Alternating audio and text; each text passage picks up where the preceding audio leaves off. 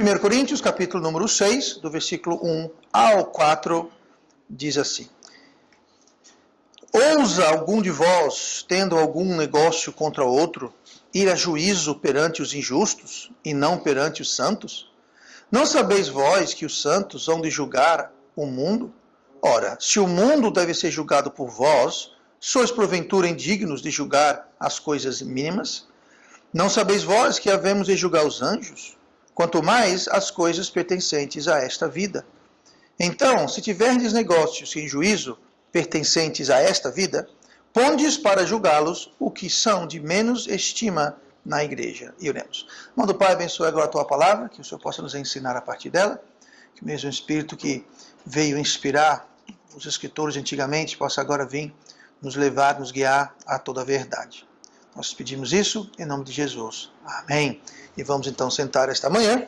E hoje estamos começando um novo capítulo e um novo tema que nós vamos traçar. E o tema que nós vamos começar vendo aqui esta manhã, do capítulo 6 de 1 Coríntios, é o tema Pequenas Causas Grandes. Pequenas Causas Grandes. Toda igreja vai ter problema. Tá? Então, isso não é nenhuma novidade para ninguém. Não é nenhuma novidade a esta igreja ou qualquer igreja, toda igreja vai ter problema. E os mesmos problemas que nós vamos encontrar hoje nas igrejas são efetivamente os mesmos problemas que eram encontrados nas igrejas 2000 anos atrás. Talvez mudou um pouquinho os detalhes, mas os problemas são praticamente os mesmos. Agora, a grande diferença que há nessa mudança do capítulo 5 para o capítulo 6 é que no capítulo, e tem uma diferença grande da abordagem, é que no capítulo 5 de 1 Coríntios, Paulo está tratando um pecado público e notório. Paulo está abordando um problema que as pessoas estavam, todo mundo sabendo, tanto na igreja quanto fora da igreja. Inclusive ele fala lá no capítulo 5, né, ele fala assim, olha, está acontecendo isso entre vós, que os gentios nem nomeiam, ou seja, eles não têm nem como falar, eles não têm nem vocabulário, eles não têm nem vergonha, digamos assim, eles têm vergonha na cara de estar abordando. Por quê? Porque tinha vazado, tinha extrapolado a igreja, estava o mundo já falando, e o mundo estava escandalizado, inclusive. Aquele versículo lá, aquela expressão fala isso, o mundo estava chocado com aquilo. Ora, se o mundo estava chocado, é porque o mundo estava sabendo. Não tem como chocar se ninguém está sabendo. Então, e a grande diferença do versículo do capítulo 5 para o 6 é justamente essa, que no 5, Paulo está abordando um pecado público, tanto na igreja quanto fora da igreja, notório, conhecido, e no capítulo 6, o grande contraste a gente vê lá no versículo 2, onde fala coisas mínimas, o finalzinho do capítulo 2. Ora, se o mundo deve ser julgado por vós, sois porventura indignos de julgar as coisas mínimas. Coisas mínimas. Então, aí vem o tema, são pequenas causas, coisas mínimas, pequenas causas grandes. Apesar de ser coisas mínimas, apesar de ser coisas pequenas, apesar de não ser uma coisa tão chocante quanto a questão no capítulo 5, não deixa de ser algo a ser tratado, a ser abordado, a ser aproximado de uma forma correta. E essas coisas mínimas são as palavras-chave do capítulo 6. Paulo está aqui tratando, então, de pecados em que os membros, como um todo da igreja, estavam todos cometendo, todos praticando. Não é só um pecado, nós vamos ver nas próximas semanas, mas são pecados que era em contraste com o capítulo 5, que era uma pessoa cometendo o pecado, né? E havia muitos na igreja que erraram também, porque estavam dando cobertura para ele, não estavam tratando ele de forma bíblica, tal e coisa, mas o pecado originou de uma pessoa, tá? Daquele um homem. Aqui no capítulo 6, não, aqui já é mais generalizado, não tem um foco. A coisa está mais espalhada para toda a igreja. Então, o que acontece é que nós temos, o ser humano em geral, crentes também, uma tendência de categorizar os pecados. Tem pecado grande e tem pecado pequeno. Né? Então, matar sem causa é um pecado grande. Agora, mentirinha, é besteira, isso daí ninguém liga. Não, é grande do mesmo jeito. Por isso o tema, pequenas causas grandes. Então, muitas vezes a gente vê uma coisa achando que é pouca coisa, que não tem importância, mas tem importância. E nós temos que abordar da mesma forma. Então, Paulo aqui vai justamente abordar pecados que talvez nós diríamos que não são grandes, não são aquelas coisas que escandalizam, aquelas coisas que chocam. mas são pecados e têm as suas consequências do mesmo jeito.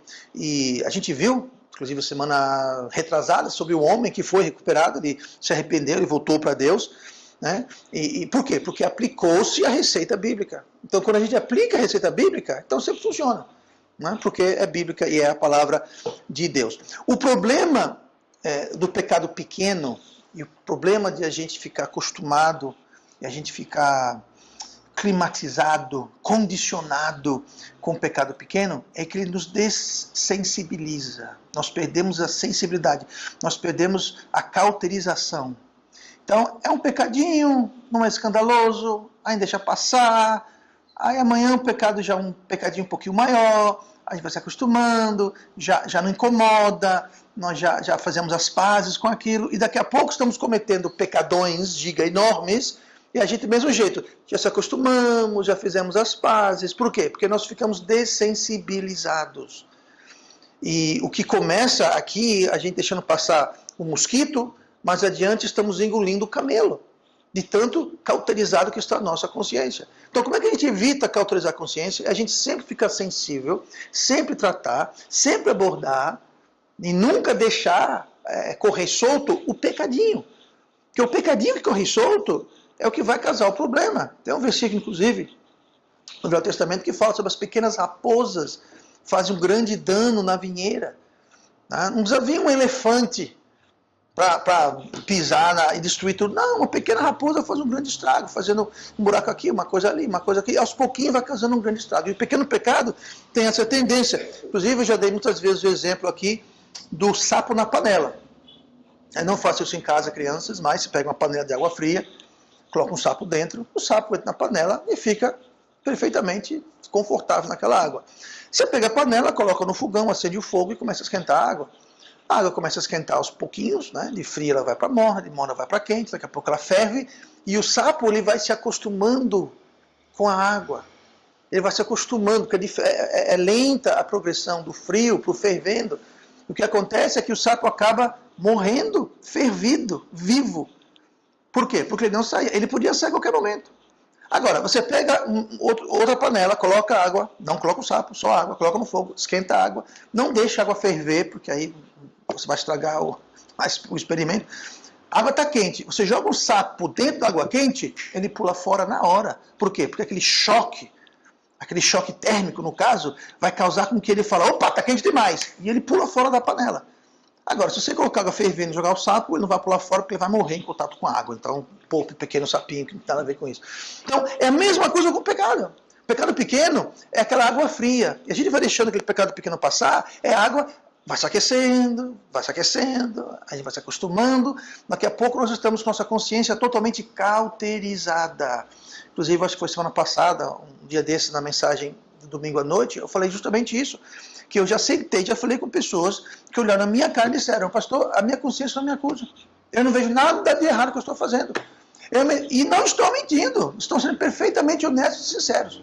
Só que o problema é que a nossa consciência pode ser cauterizada. A nossa consciência não deve ser confiada. A não ser que ela esteja não cauterizada, rendida a Deus e sensível. E a gente mantém uma consciência sensível justamente tratando das pequenas grandes causas. Não deixando passar essas pequenas coisas, porque senão o sapo vai ferver. O sapo vai ferver. Então, nós temos que abordar isso, porque a Bíblia manda que nós abordemos. Temos que, sim, fazer o julgamento, digamos assim, do pecado. Então, vamos ver lá no versículo 2, vamos ver a primeira coisa, a primeira pequena grande causa, vamos ver só essa hoje, mas a primeira que vai ser hoje, vai ser no versículo 2. Não sabeis vós que os santos vão julgar o mundo? Ora, se o mundo deve ser julgado por vós, sois porventura indignos de julgar as coisas mínimas. Essa palavra coisas mínimas, uma palavra interessante. É uma palavra que está fazendo referência à ideia de avareza, de mesquinhagem. O que o Paulo está dizendo aqui é que Deus odeia mesquinharia. Coisas mínimas. A pessoa ficar fazendo questão de julgar as coisas mínimas. Como nós vamos ver, são coisas mínimas. É mesquinharia. É fazer questão por pouca coisa. é você usar, tem uma expressão em inglês, é você usar a pele pelo avesso, ou seja, muito sensível. Ninguém me toca, se a pessoa me tocar, eu já fico todo, se alguém falar de errado, olhar para mim errado, alguém não me cumprimenta do jeito certo, a pessoa fica toda, esse tipo de coisa, é uma ultrassensibilidade de ficar fazendo mesquinhagem com coisas. Por exemplo, sei lá, no Natal eu dei um presente pro Zidane, eu não dei não, mas vamos supor que eu desse um presente pro Zidane, aí ele me dá um presente também, aí eu vou comparar, não, mas o meu presente custou 10 centavos mais do que o dele. Isso é um absurdo. Ano que vem eu vou pegar ele. Isso é questão por bobagem. Ficar mantendo controle por mesquinharia, né? Por coisas mínimas, é o que Paulo está dizendo aqui. Então, se for uma questão de nós sermos prejudicados ou injustiçados, então, muitas vezes, nós temos a justiça para ir. Né? Nós temos, por exemplo, tem lei trabalhista, né? tem PROCON, tem a Corte de Pequenas Causas. Então, existe a lei, existe se você se sente prejudicado, se se sente injustiçado. Então, existem esses recursos na lei e o crente tem o direito de usar os recursos da lei para se proteger, para talvez se ressarcir, se for o caso. Mas aqui a questão é as coisas mínimas. Tá? O que está acontecendo, e vamos tentar contextualizar a situação aqui, o que acontecia em Corinto é que Corinto, todo mundo levava todo mundo para a corte. Tá? Você andava na rua e você, sei lá, o fulano olhou para mim de jeito errado, vou processar você. Aí lá e se embora para a corte, para o juiz, advogado, aquela coisa toda. Processando tudo, todo mundo, por qualquer bobagem. Né? Não é muito diferente do que isso acontece hoje em dia. Né? Nos Estados Unidos é absurdo. Nos Estados Unidos você vê anúncio na televisão, no rádio, nos outdoors. Se você teve um acidente nos últimos 5 anos, me ligue, porque pode ser que você tenha direito à compensação, não sei o quê, não sei o quê. Então os caras tentam exprimir tudo de tudo quanto é coisa. Qualquer coisa. Lá se processa, por exemplo, o McDonald's já foi processado várias vezes porque a pessoa pediu um café e o café veio quente demais. Aí queimei minha língua para processar o McDonald's. Outra vez o café, a tampa caiu, aí caiu o café na mão, queimou, escaldou a mão, vou processar porque... Se o café está frio, eu reclamo, vou processar porque está vendendo café quente, esse café está frio. Então tem seu café entre tal e tal temperatura.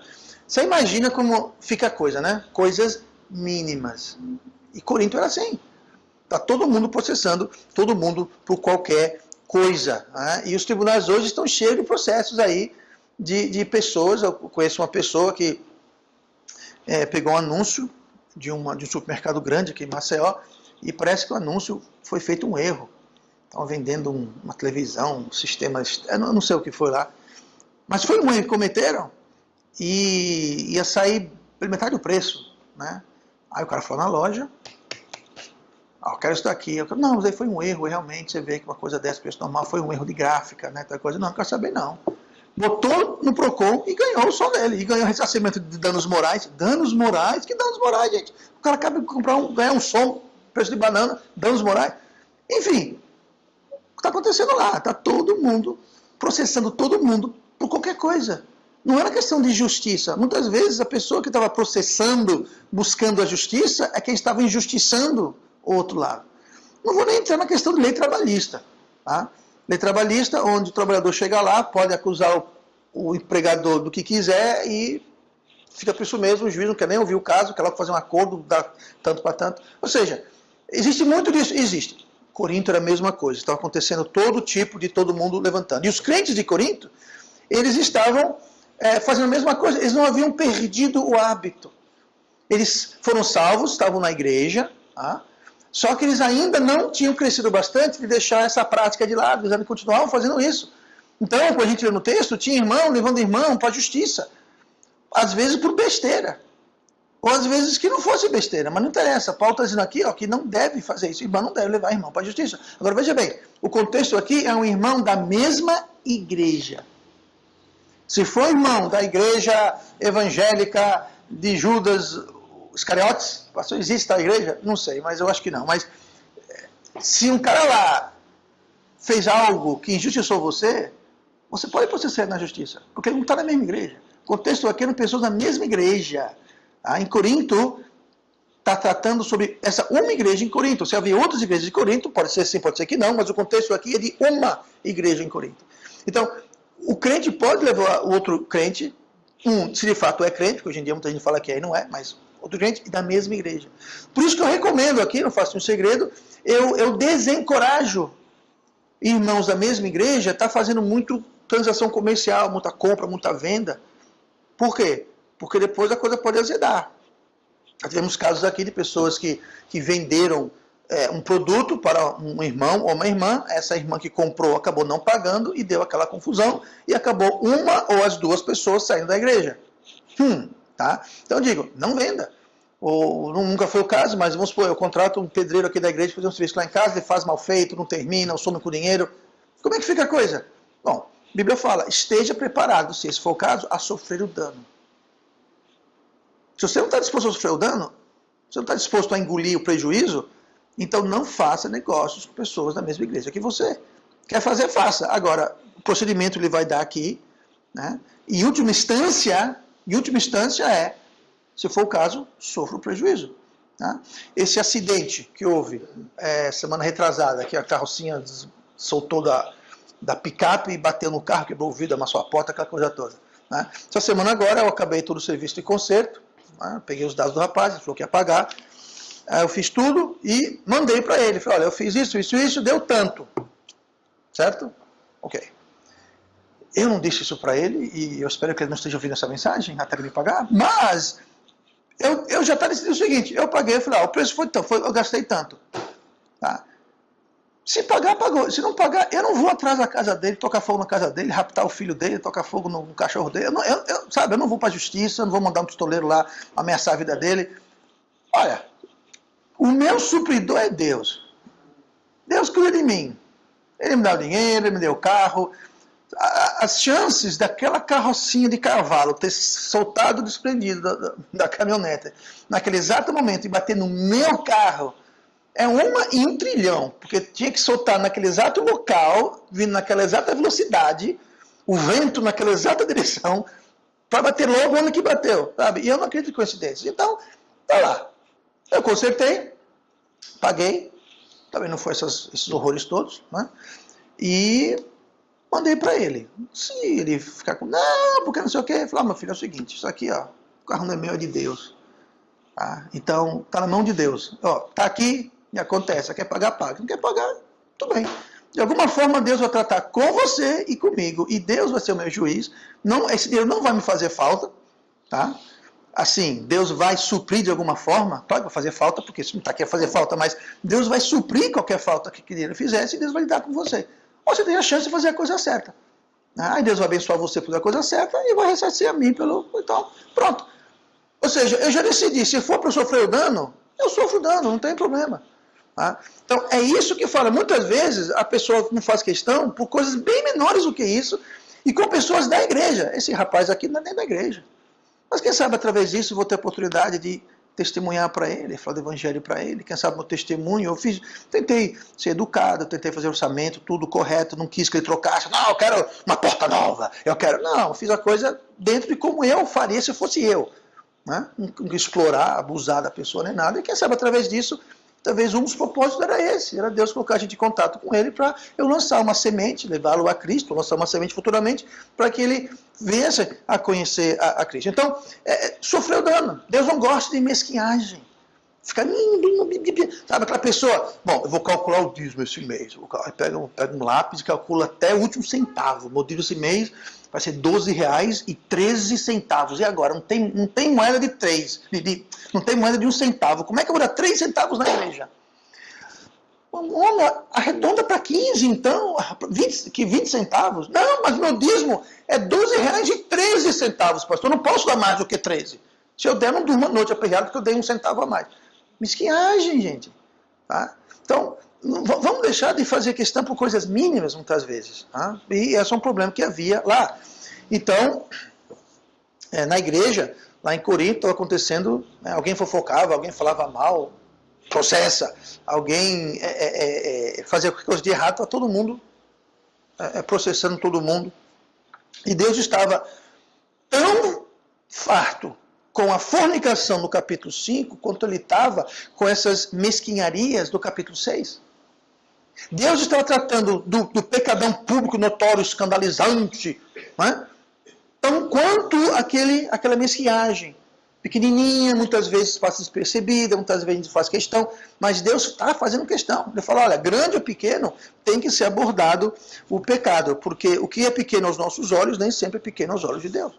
Então, o que fazer? Vamos lá, vamos então. Como resolver, então, essas pequenas causas, essas pequenas grandes causas que a gente viu, né? Vamos ler o versículo 4, um pouquinho mais adiante, que Paulo dá a receita. 1 Coríntios 6, versículo 4, que nós já lemos, nós vamos ler até o 7. Então, se tiveres negócios em juízo, pertencentes a esta vida, pondes para julgá-los os que são de menos estima na igreja. Perdão, isso é uma pergunta. Então, se vos tiveres negócio em juízo, pertencentes a esta vida, pondes para julgá-los os que são de menos estima na igreja, para vos envergonhar, eu digo, não há, pois, entre vós sábios, nem mesmo um que possa julgar entre os irmãos, mas o irmão vai a juízo contra o irmão, e isso perante infiéis. Na verdade, já realmente uma falta entre vós, terdes demandas um contra os outros. Por que não sofreis antes a injustiça? Por que não sofreis antes o dano? Paulo fala aqui, na verdade, já realmente uma falta entre vós ter demanda. Ele fala, já estão errado porque vocês estão com problema com o outro. Já começa por aí. Já é um erro. Você não deve ter confusão entre vocês. Para começar a história, isso já é um erro. Agora, além disso, vocês vão agora levar a roupa suja e lavar no meio da rua? Vocês vão levar agora o problema para uma corte secular para tratar do problema? Tá? Então, Paulo dá aqui, nós vamos ver 4 passos para resolver essas pequenas grandes causas. Primeiro passo é que é importante que haja um juiz imparcial. Né? Versículo 4 fala, então, se tiveres negócio em juízo, pertencente a esta vida, pondes para julgá-los os que são de menos estima na igreja. Ele falou assim, olha, quem está julgando essas causas não é quem deve.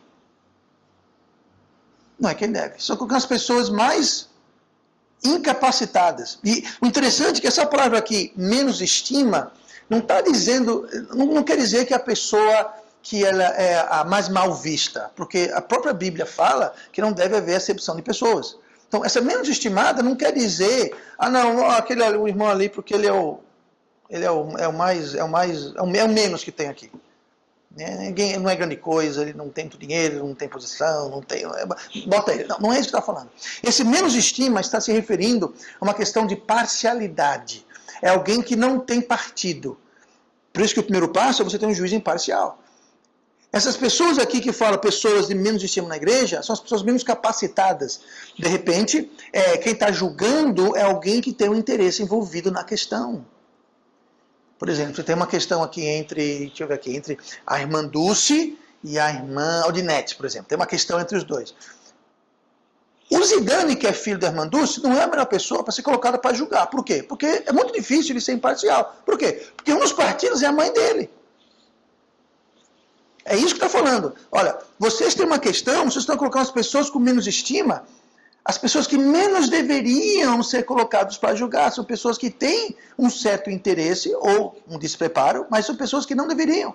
Então, tem que haver um juiz imparcial para que ele possa, então, julgar essa questão. Inclusive, na lei secular tem isso. Um juiz ele deve se declarar incapaz se houver algum interesse pessoal. Isso no Brasil é algo estranho, porque nós tivemos aí juízes na Corte Superior que têm seus amiguinhos, inclusive um deles era o ex-advogado de um dos partidos políticos, quer dizer que ele não tem interesse. São juízes que estão dando habeas corpus e arquivando o processo para amigos, conhecidos, pessoas que têm ligações comerciais, familiares, amigáveis. Isso é ilegal. É que Paulo está falando. Se tem um problema na igreja, a pessoa que vai julgar tem que ser imparcial, não pode ter interesse. Entendeu? Vou colocar para julgar o amigo do fulano. Não faça isso. Infelizmente, o que acontece no Brasil hoje. E o problema que a gente vê é isso. Né? O juiz está dirigindo embriagado e para na blitz, soldado oficial dá ordem de prisão, pronto, tá encrencado, porque prendeu o juiz. Porque outro juiz mandou soltar, porque amigo dele, peraí, O juiz não está aí para livrar o outro juiz e quebrar ou não a lei. Né? E no Brasil acontece direto isso, da mais alta instância até a última instância. E Paulo fala, na igreja isso não deve acontecer. Não deve acontecer. Por isso, como pastor, muitas vezes, tem que ter muito cuidado, porque às vezes as pessoas querem se aproveitar de uma aproximação maior com o pastor, para ver se o pastor faz vista grossa, ver se o pastor vai, se tiver uma causa, o pastor vai tomar um partido. Mas dizer uma coisa, cá entre nós perante Deus, o julgamento desse pastor aqui vai ser feito imparcialmente na palavra de Deus. Não interessa se está na igreja há 30 anos, está na igreja há 30 dias, não interessa se é grande ou pequeno, não interessa se me deu presente de Natal no meu aniversário ou não, não interessa. Pronto, ninguém vai mais dar presente de Natal ou de aniversário do pastor, porque não adianta mais. Não entende? Então vai ser imparcial, e deve ser imparcial. Tá? Então a primeira coisa para a gente resolver pequenas causas é ter que haver um juiz imparcial. Segunda coisa, versículo 5, para vos envergonhar, eu digo, não há pois entre vós sábios, nem mesmo um que possa julgar de seus irmãos. Ele falou, estão colocando pessoas aí de menos estima, pessoas incapacitadas, incapazes, não tem entre vocês um juiz espiritual, um juiz sábio. Então, tem que ter o quê? Número 1, tem que ter um juiz imparcial. Número 2, um juiz espiritual, um juiz sábio. Mais uma vez, não adianta botar alguém que é incapacitado, que não é espiritual, que não é sábio, para julgar uma questão. O julgamento vai ser errado. Não vai ser justo. Né? Então aqui está falando justamente isso aqui. A palavra-chave é sábio. E Paulo fala, para vos envergonhar, eu digo. Não tem de vocês alguém sábio, não. Não tem de vocês alguém espiritual, não, para julgar entre os irmãos. Tem que ir lá para o juiz lá fora. Tem que trazer alguém de fora para julgar. Não tem ninguém apto dentro da igreja. E se não tiver, é uma vergonha. É o que Paulo está dizendo aqui. Então, tem que ter um juiz imparcial, tem que ter um juiz espiritual. E o terceiro ponto é importante, tem que ter um juiz final. Como assim um juiz final? Versículo 7. Na verdade, e já realmente uma falta... na verdade, é já realmente uma falta entre vós, terdes demandas um contra os outros. Como eu disse, Paulo fala, já é um erro que vocês estão brigando, estão tendo faltas, tendo questões entre si. Isso já é um erro, mas ele continua. Por que não sofreis antes a injustiça? Por que não sofreis antes o dano? Então, se nós temos na igreja um juiz imparcial, nós temos na igreja um juiz espiritual. E veja bem, pode não ser o pastor, não é necessariamente o pastor, tá? Não precisa ser obrigatoriamente o pastor. Mas tem que ser alguém que é imparcial, pode ser alguém que é sábio, que é espiritual. Mas uma vez que é chegada àquela conclusão, então deve ser um juiz final. Como assim? Ok, vem o Micael e vem o Vitor com uma questão. Pastor, ele fez isso, ele fez aquilo, não, porque não sei o quê. Aí eu julgo e falo, não, quem está certo é o Vitor, o Micael está errado. Pronto, devolva para ele coisa. Pronto. Aí o Micael fala, não, eu não aceito não. Eu vou procurar outro juiz. Aí vai lá para o irmão João. Irmão João, olha, aí o Vitor tem um problema aqui. Você é espiritual, você é imparcial, né? Julga aqui de novo. O que você acha?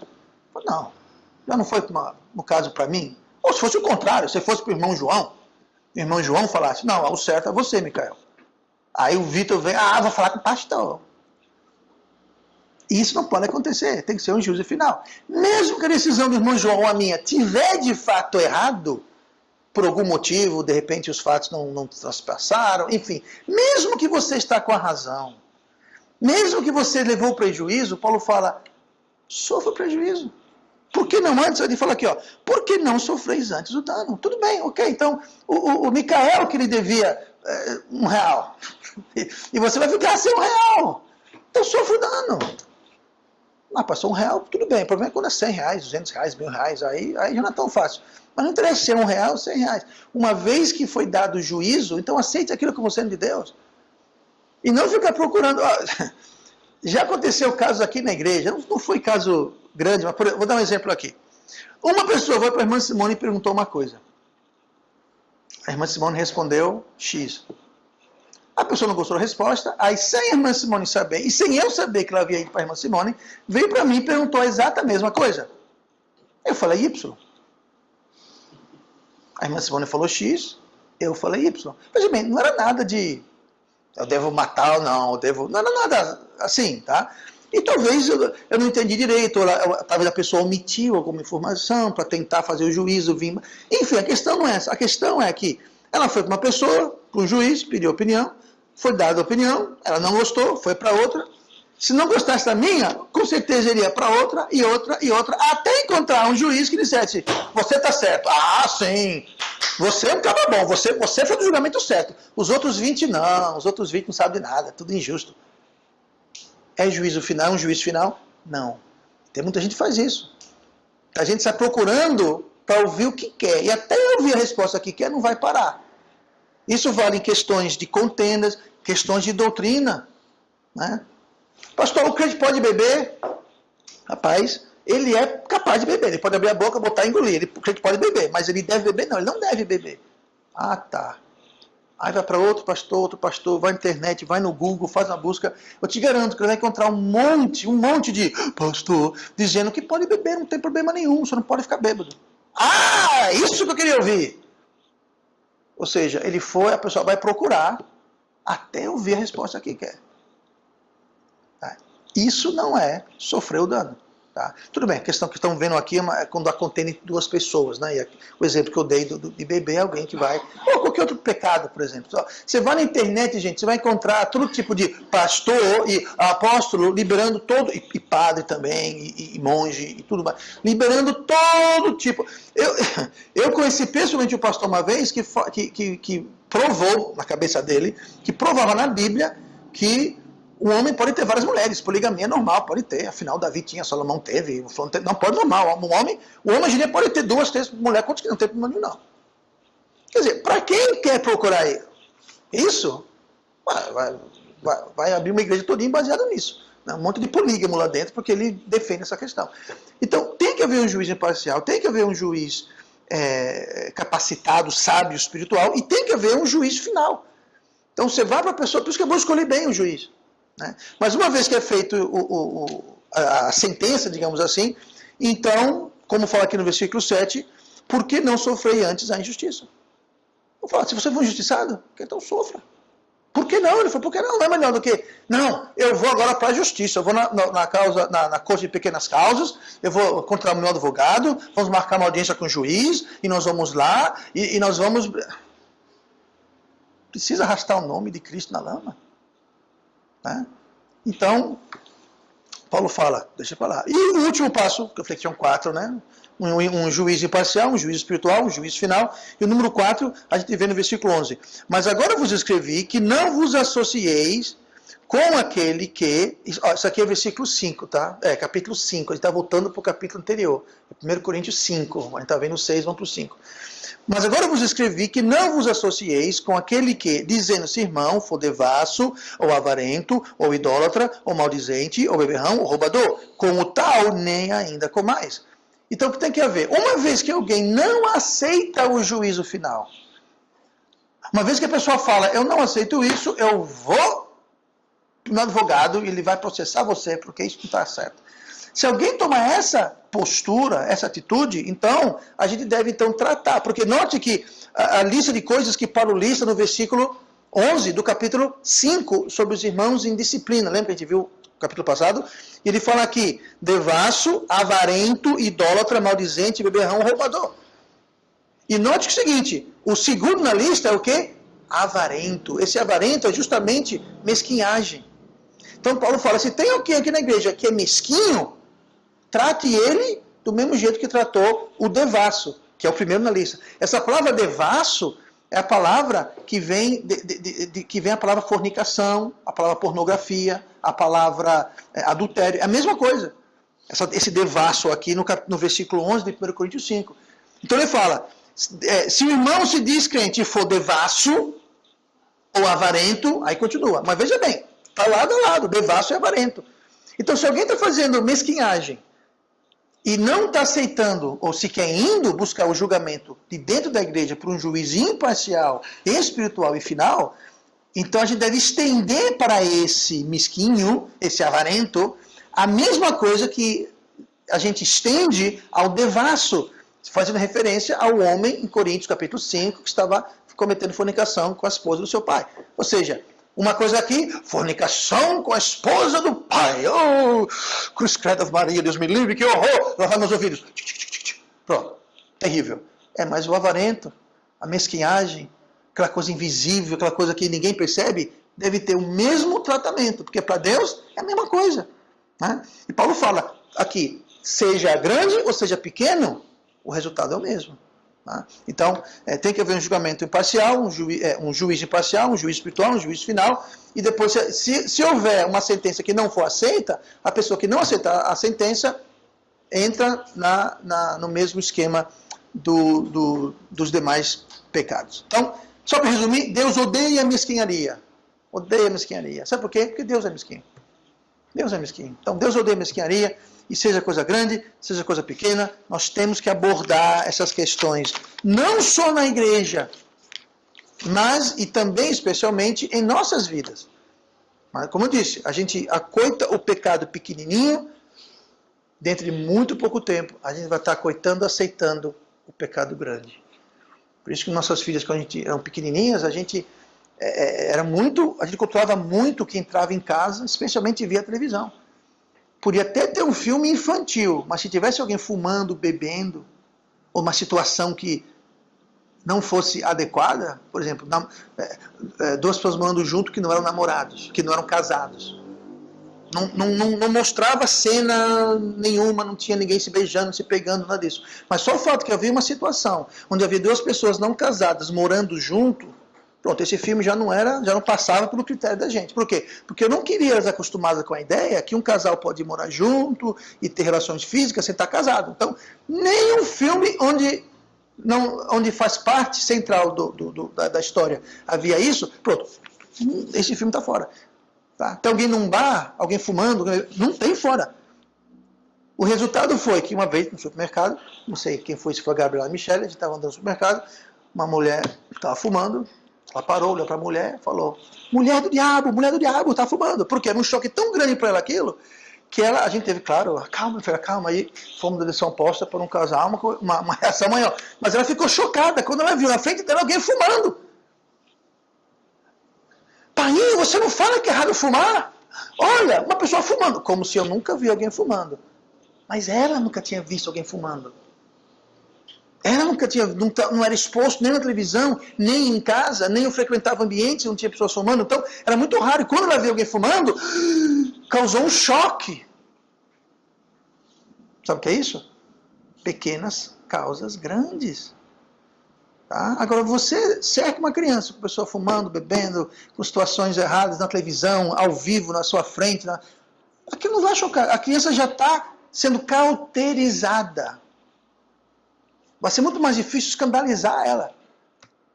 Né? Porque ela já está acostumada com essas coisas que a gente acha que é pequeno, mas na realidade é grande.